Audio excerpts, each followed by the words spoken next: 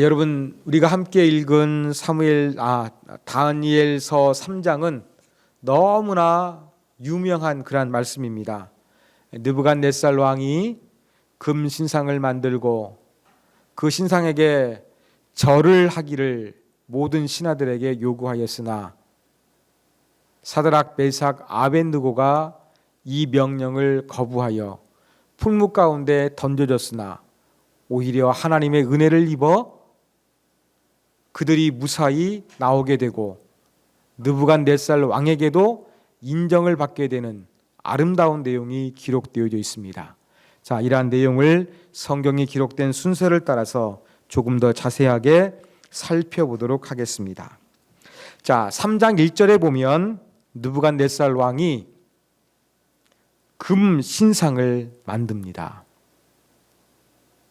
여러분, 그런데 갑자기 느부갓네살 왕이 금 신상을 만드는 내용이 2장의 내용과 전혀 어울리지가 않습니다. 그죠?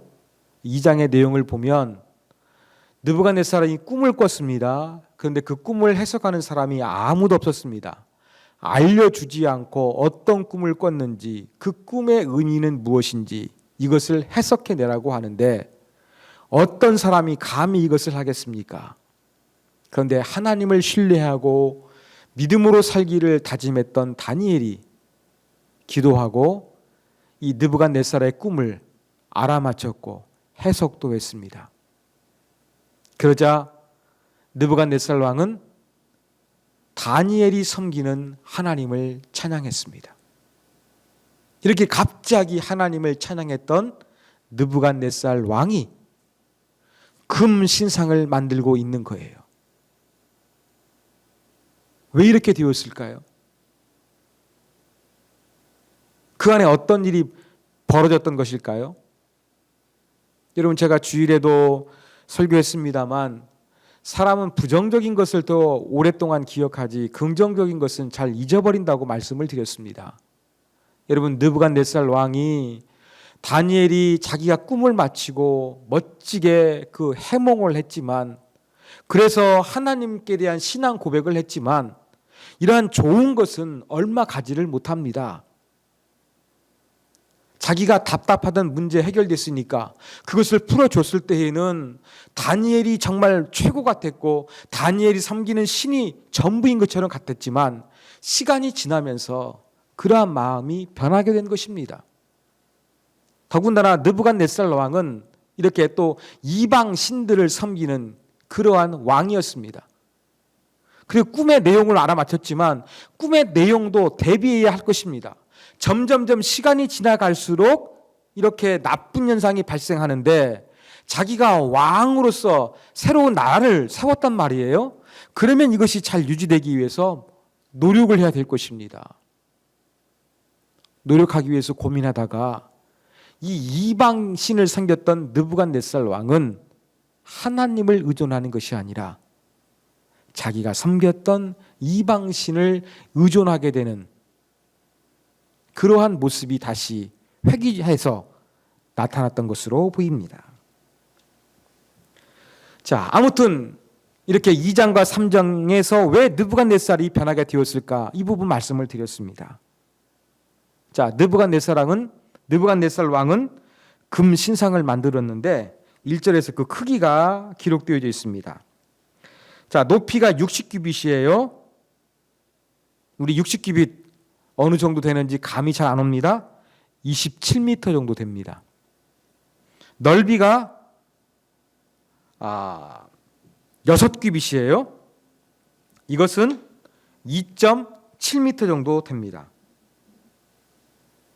여러분, 27m, 6m의 아주 높은 금 신상을 한번 생각해 보십시오.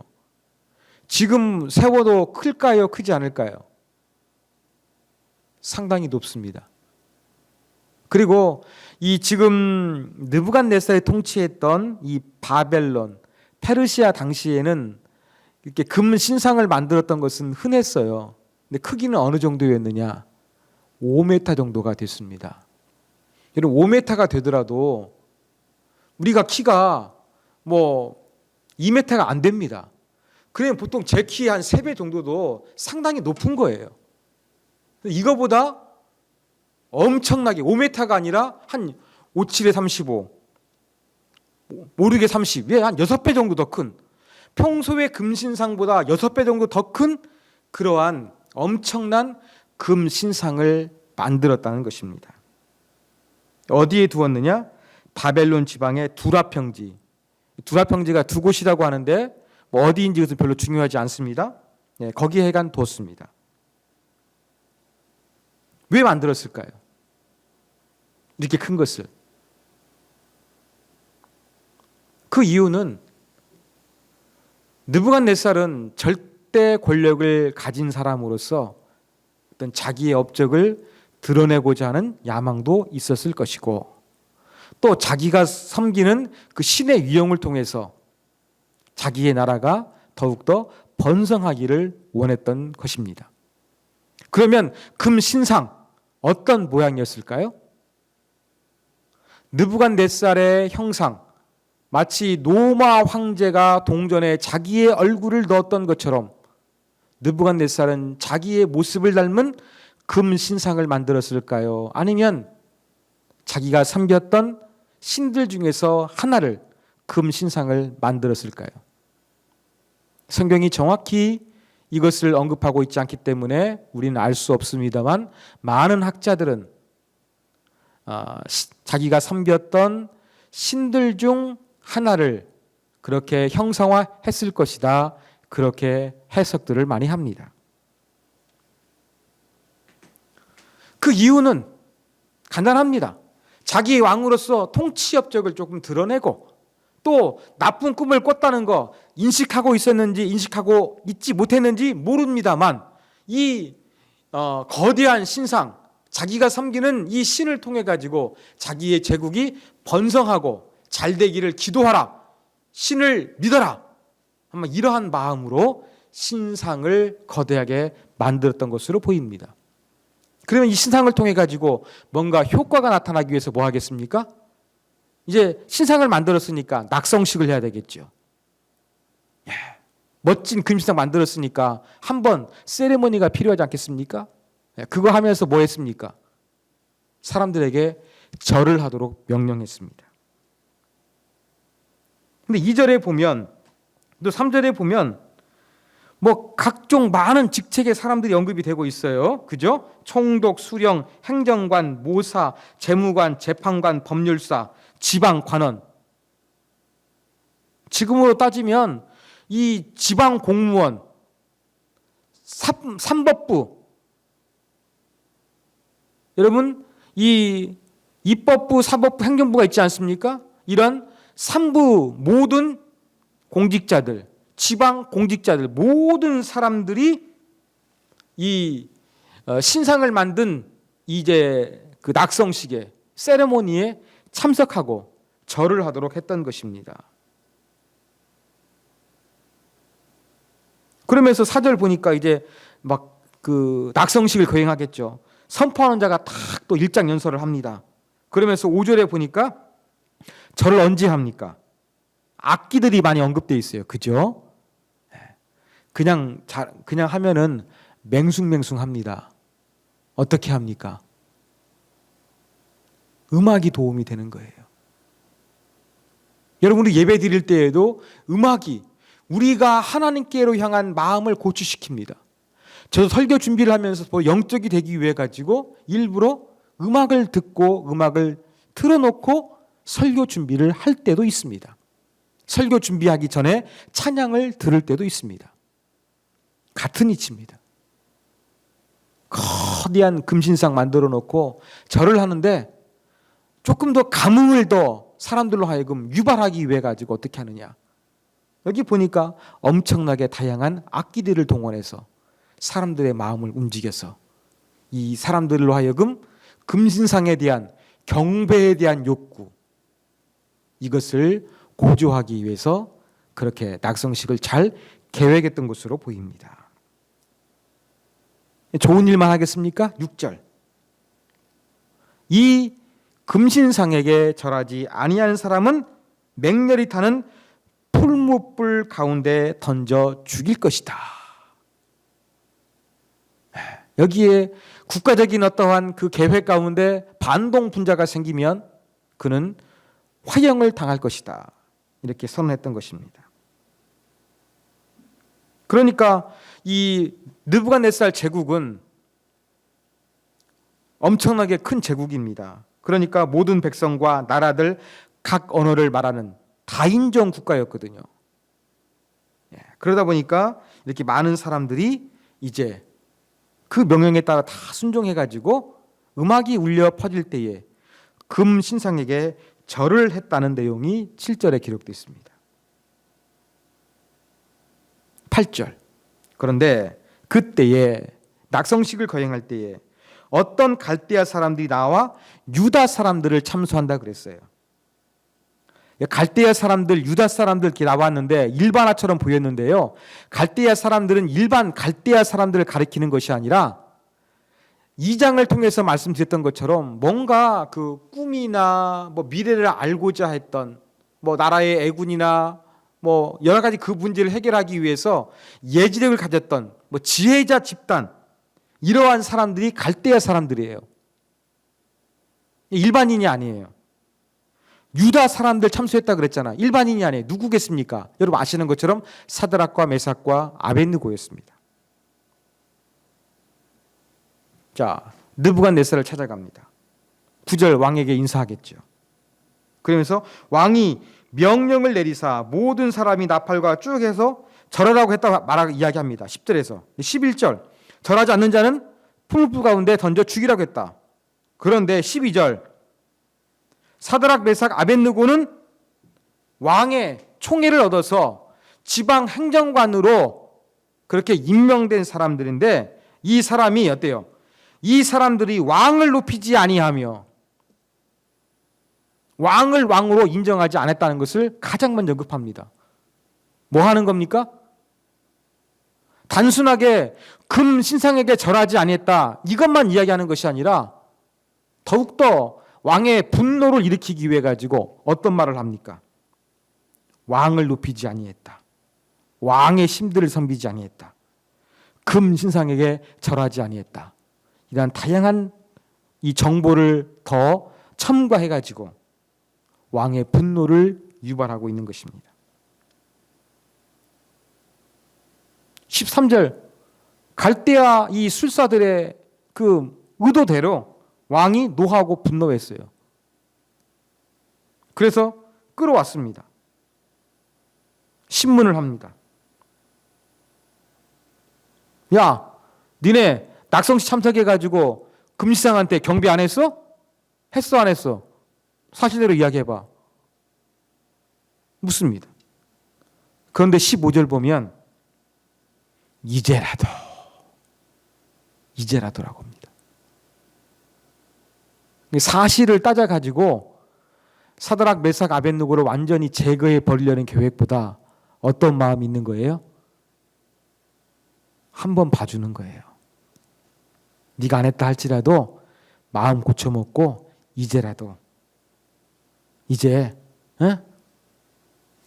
악기가 울려 퍼지면 음악 소리가 들리면 내가 만든 금 신상에게 절을 해라. 거부해서 풍무 가운데 던져지면 누가 너희들을 도와주겠느냐. 너희는 한 줌 재로 변하고 말 것이다. 소중한 목숨 잘 관리해라. 이러한 의미로 말을 했던 것입니다. 그런데 16절 보니까 사드락 메삭 아벳느고가 여기에 대해서 우리가 말할 필요가 없습니다. 상당히 당돌하죠. 대답이 필요 없을 정도로 자기들은 확고하다는 것입니다.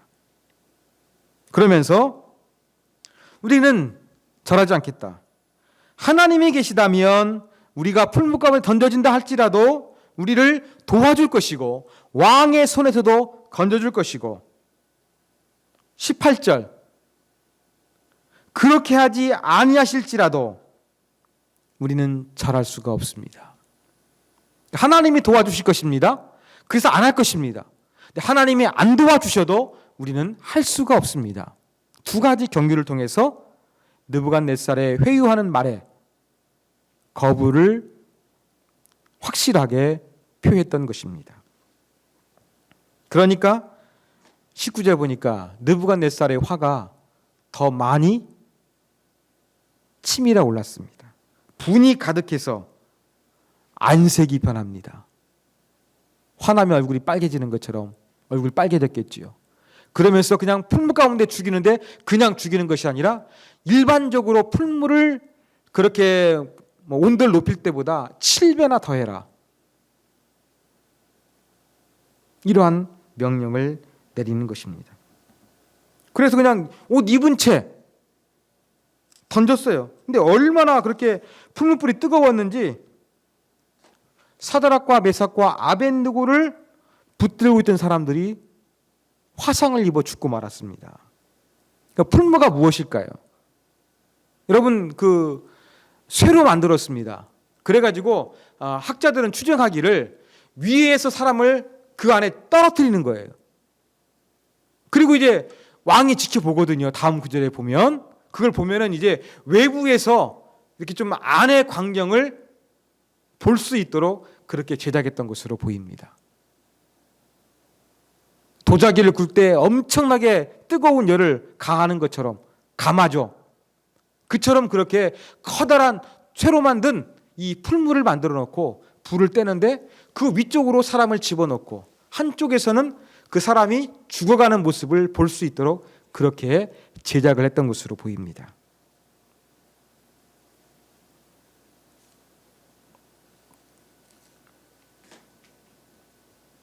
자, 그런데 24절 보면 놀라운 광경이 생깁니다. 여러분 잘 아시죠? 아니 평소보다 7배나 더 강화된 엄청나게 높은 온도에 3명의 그 친구들, 유다 친구들이 들어가게 되었는데 불타 죽지가 않는 거예요. 가만히 밖에서 지켜보니까 분명히 3명을 집어 던졌는데 4명이 왔다 갔다 하고 있는 것 같아요. 근데 그 넷째 사람을 자세히 보니까 신의 아들 같아요. 뭐가 있구나. 그래가지고는 느부갓네살이 사람들한테 물어보고 어떻게 합니까? 26절에 보니까 지극히 높으신 하나님의 종 사드락 메삭 아벳느고야 나와서 이리로 오라. 죽이라고 명령했던 느부갓네살이 지극히 높으신 하나님의 종이라고 표현하면서 끄집어내라고 합니다. 느부갓네살의 신하들이 풍문불에서 나온 사드락과 메삭과 아벳느고를 한번 체크해 봅니다. 옷도 안 탔고 머리털도 안 탔고 불탄 냄새도 없습니다. 완벽한 하나님의 보호하심이 있었습니다. 그러면서 28절 보니까 하나님이 진짜 살아계시는구나. 무슨 명령을 내립니까? 사드락과 메삭과 아벳느고의 하나님을 찬송할지로다. 그들을 구원해 주셨다 하면서 29절 그러므로 내가 이제 조소를 내리노니 공식 명령입니다. 여러분 조소 내린 것은 각 백성과 나라와 각 언어를 말하는 자가 모두 사드락과 메삭과 아벳느고의 하나님께 경솔히 말하거든 그 몸을 쪼개고 그 집을 거름토로 삼을지니. 이 장에서 자기의 꿈을 해석하고 알아내지 못하면 죽이겠다고 한 똑같은 명령을 사드락과 메삭과 아벳느고의 하나님을 경솔히 여겼을 때에 똑같이 죽일 것을 공식 문서로 느부갓네살이 선포하게 됩니다. 그게 끝이 아닙니다. 지금 지방 행정 공무원으로 사드락과 메삭과 아벳느고가 임명이 되었는데 승진을 시켜주는 그런 아름다운 내용으로 30장의 내용이 3장의 내용이 끝이 나고 있습니다. 자, 이러한 내용을 통해서 우리가 배울 수 있는 교훈점 몇 가지를 한번 살펴보도록 하겠습니다. 여러분 오늘 말씀을 통해서 우리는 참 신앙의 요소가 무엇을 포함해야 되는지를 우리에게 잘 가르쳐주고 있습니다. 여러분, 사드락과 메삭과 아벳느고의 신앙은 두 가지를 포함하고 있었어요. 무슨 말입니까? 17절. 우리가 풍물 가운데 던져진다 할지라도 하나님이 우리를 보호해 주실 것이다. 왕의 손에서도 보호해 주실 것이다. 여러분이 기대하고 있던 어떤 확고한 신앙 고백을 합니다. 믿음을 표현합니다. 근데 이게 전부가 아니에요. 18절 보니까 뭐한 이야기합니까? 그렇게 하지 아니하실지라도 설령 자기들의 바람과 자기들의 확신과 어긋나는 일이 발생할지라도 어떻게 하겠다는 거예요? 왕의 신들에게 절할 수가 없다. 신앙을 지키겠다는 것입니다. 여러분, 참된 신앙은요, 편협한 신앙이 아닙니다. 참된 신앙은요, 내가 하나님 믿으니까 반드시 도와주시고 안 망하게 해주시고 안 아프게 해주시고 문제 해결해 주시고 나 괴롭게 하는 사람들 전부 다 복수해 주시고 이러한 승리주의로 끝나는 고백이 전부가 아니라는 겁니다. 우리는 확고한 신앙을 얘기할 때 뭘 이야기합니까? 절대 확신이 있는 거예요. 하나님께 대해서. 그렇죠? 기도하면 들어주시고 내가 하나님 믿으면 반드시 지켜주실 것을 갖다가 확신하는 거예요. 이게 믿음이라고 생각하는 거예요. 맞습니다.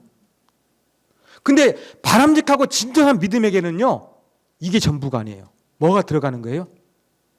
그리 아니하실지라도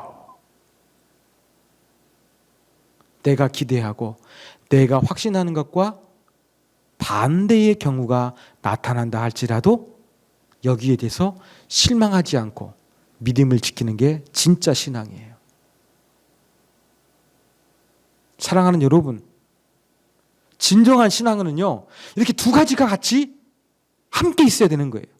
근데 우리는 진짜 좋은 믿음의 신앙을 어떻게 표현합니까? 외골수적으로만 가는 거예요. 한 가지로만 한정시켜버리는 거예요. 하나님의 뜻이 어떻게 날지도 모르는데 긍정적인 것, 좋은 것, 우리는 이거 한쪽 방향으로만 하나님 일하실 것이라고 그렇게 완전히 확신하고 다른 가능성을 차단해 버립니다. 이게 믿음이 좋은 것 같은데 진짜 믿음이 아니에요. 여러분, 진짜 믿음은요, 하나님의 도움을 확신합니다. 도우심을 확신합니다. 그렇지만 진짜 믿음은 주권자 되시는 하나님, 우리의 생각과 우리의 계획을 뛰어넘으신 하나님, 그 하나님께서 행하신 어떠한 일이 됐든지 간에 여기에 대해서 열린 마음으로 아멘! 받아들일 수 있는 그 자세, 이게 참된 신앙이 갖춰야 될 진정한 요소입니다. 확고한 믿음이 전부가 아니에요. 편협할 수가 있습니다. 하나님의 계획은 우리의 생각과 다르실 수 있습니다. 그러므로 우리가 확신을 하되 하나님께서 혹시나 설령 다른 의도와 계획을 가지고 계셔서 그렇게 하지 아니하신다 할지라도 여기에 대해서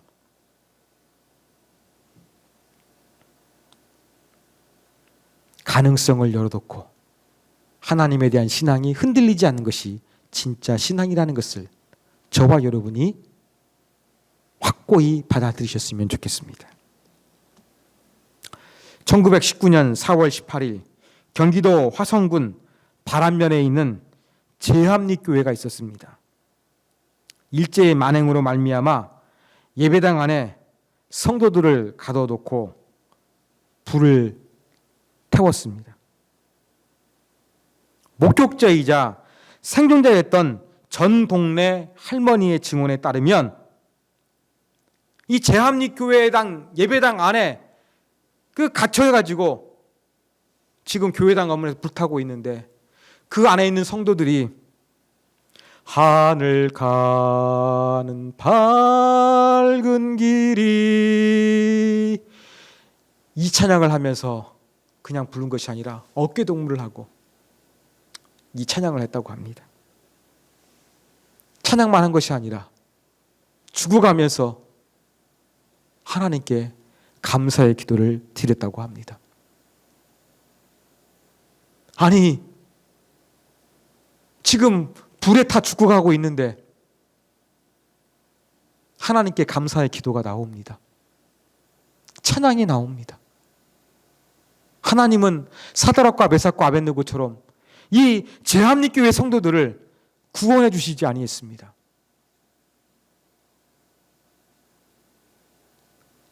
하나님 구원해 주지 않아서 하나님 살아계시지 않고 그들을 하나님 버리신 게 아닙니까? 1919년 거의 100년이 되었네요.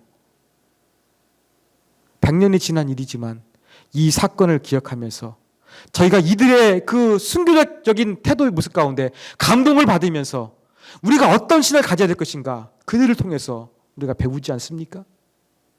하나님의 계획은 얼마든지 이렇게 다르게 나타날 수도 있습니다. 그러므로 참된 신앙은 하나님이 이렇게 하실 거야 확고한 신앙을 가지시되 설령 그렇게 하시지 아니한다 할지라도 하나님의 주권과 하나님의 계획에 대해서 아멘 이렇게 받아들일 수 있는 그러한 가능성도 포함하시고 어떻든지 간에 어떠한 환경과 상황 속에서도 하나님의 주권을 인정하는 참된 신앙을 저와 여러분이 가져야 한다는 중요한 교훈을 우리가 여기서 배울 수가 있습니다. 자, 두 번째 교훈입니다. 여러분, 세상을 이기는 것은 세상 신앙을 포기하거나 타협하는 것이 아니라 신앙을 지키는 것입니다. 자, 사드락과 메삭과 아벳느고 불리, 죽음, 풀무불 더군다나 이들은 앞길이 창창했던 청년들이었습니다. 이제 3년간의 그 특별 교육을 마치고 이제 그 행정직 공무원으로서 장래가 촉망되는 사람들이었습니다. 어떻게 했습니까? 신앙을 위해서 과감하게 모든 것을 전부 다 배설물처럼 여겼습니다.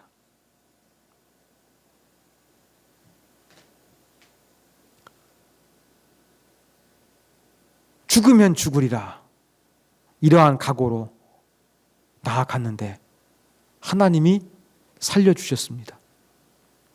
여러분 생각해 보십시오. 지금 3장의 시작이 무엇입니까? 느부갓네살 왕이 금 신상을 만들어 놓고 그 자기의 신을 높이기 위해 가지고 절하고 엄청나게 감동적인 음악을 동원했습니다. 이것을 거부해 버렸어요. 근데 마지막에 가가지고 이뤄진 일은 사드락과 메삭과 아벳느고의 하나님을 찬양할지로다. 내가 조서를 내리노라.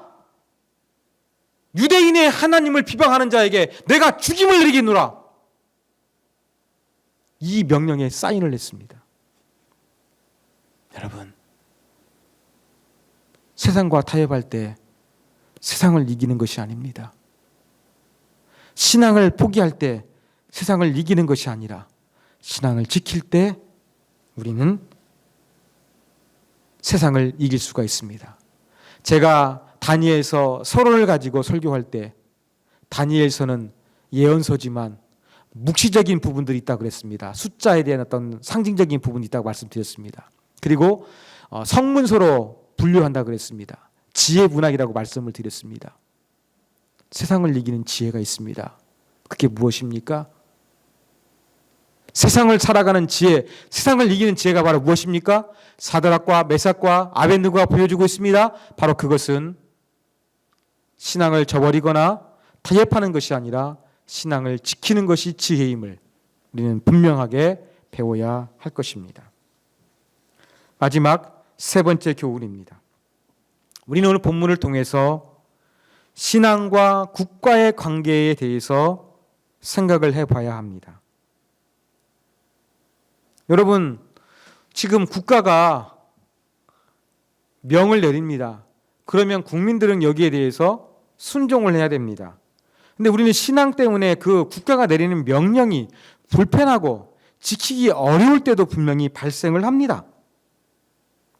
국가의 권위를 인정해야 되지만 국가의 권위가 하나님의 권위, 성경이 말하고 있는 것과 반대가 되었을 때 어떻게 해야 될까요? 그 법 지켜야 되겠습니까? 사도락과 메삭과 아벳느고가 보여주고 있는 것처럼 시민 불복종이 필요할 때도 있습니다. 국가의 권위 하나님이 주신 거예요. 성경이 그렇게 언급하고 있기 때문에 우리는 이것을 받아들입니다. 예수님도 가이사의 것은 가이사에게, 하나님의 것은 하나님에게 바치라고 했습니다. 이것은 맞는 말이에요. 그리고 이 국가 권력이 하나님 주신 것이니까 하나님 말씀에 조금 어긋나지 않을 때 우리가 최선을 다해서 지켜야 되는 것입니다. 때로는 이 국가 정책에 대해서 우리는 사드락과 메삭과 아벳느고가 저항했던 것처럼 때로는 저항할 때도 분명히 있다는 것을 분명히 기억해야 할 것입니다. 근데 저항한다 그래가지고 무조건 정부에 대해서 그냥 돌판멜질하고 반정부 시해라는 얘기는 아니에요. 지혜가 있어야 되겠죠. 그죠? 자, 1장을 보십시오. 어떠했습니까? 1장에서는 지금 이 느부갓네살이 식민지의 그 좋은 인재를 바벨론화 시켜가지고 등용하기 위해 가지고 3년간 인재 양성 프로그램을 진행했다고 말씀을 드렸습니다. 자, 이 왕의 음식, 포도주 먹는 거 다니엘이 불복종했어요.